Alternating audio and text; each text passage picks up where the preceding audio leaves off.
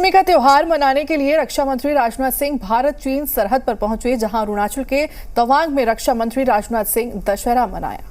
वहीं इससे पहले उन्होंने विजयादशमी पर शस्त्र पूजा की। रक्षा मंत्री के साथ सेना प्रमुख मनोज पांडे भी मौजूद हैं। रक्षा मंत्री ने सरहद की रखवाली कर रहे जवानों का हौसला भी बढ़ाया। तो उसी दौरान की तस्वीरें हैं जिस दौरान शस्त्र पूजा की गई। यहाँ पर विजयादशमी के मौके पर रक्षा मंत्री राजनाथ सिंह जवानों का हौसला बढ़ाते हुए दिखाई दिए। विधि विधान के साथ उन्होंने शस्त्र पूजा भी की।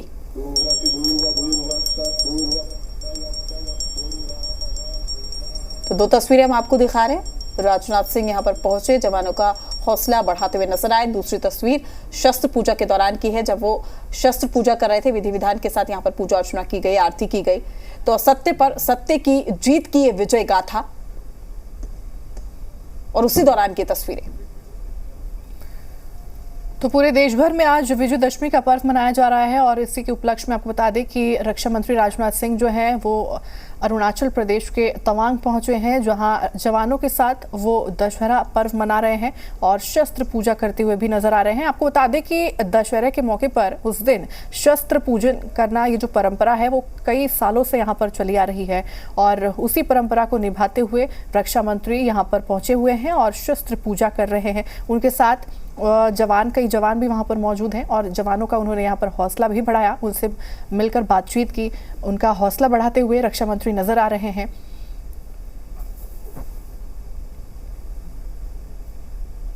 आज के 4 वर्ष पहले इस स्थान पर मैं आया था, लेकिन फिर मेरी इच्छा हुई कि एक बार विजयादशमी के पावन पर्व पर अपने बहादुर जवानों के बीच चलूं और उनको विजयादशमी के पर्व की मैं हार्दिक शुभकामनाएं दूं, उनको मैं हार्दिक बधाई दूं। इसी निमित्त मैं आप सबके बीच आया हूं। इसलिए प्रथमतः मैं आप सभी को अपनी तरफ से विजयादशमी की हार्दिक बधाई देता हूं।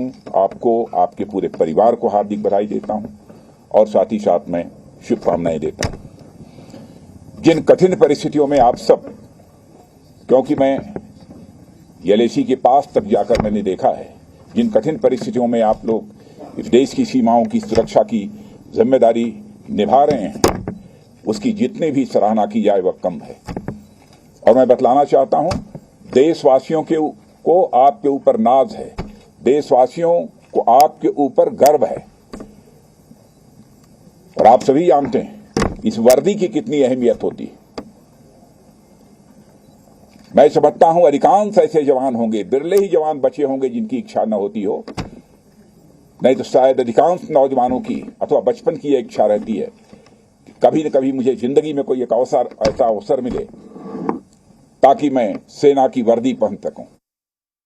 और मैं स्पष्ट रूप से कहना चाहता हूं, हमारे प्रधानमंत्री मोदी जी के नेतृत्व में भारत का कद यदि अंतर्राष्ट्रीय जगत में बढ़ा है, तो जो देश में आर्थिक विकास हुआ है उसका महत्व तो है ही, लेकिन आपने यदि देश की सीमाओं को सुरक्षित न रखा होता, आपका योगदान न होता, तो मैं विश्वास के साथ कह सकता हूं कि भारत का स्ट्रेचर जो आज बना है सारी दुनिया वालों की नजर में, यह स्ट्रेचर, यह कद न बन पाता। लोग ये मानने लगे हैं कि अब आर्थिक दृष्टि से भारत सशक्त हो रहा है और साथ ही साथ सैन्य शक्ति के मामले में भी भारत की ताकत बढ़ी है। चलिए अब आपको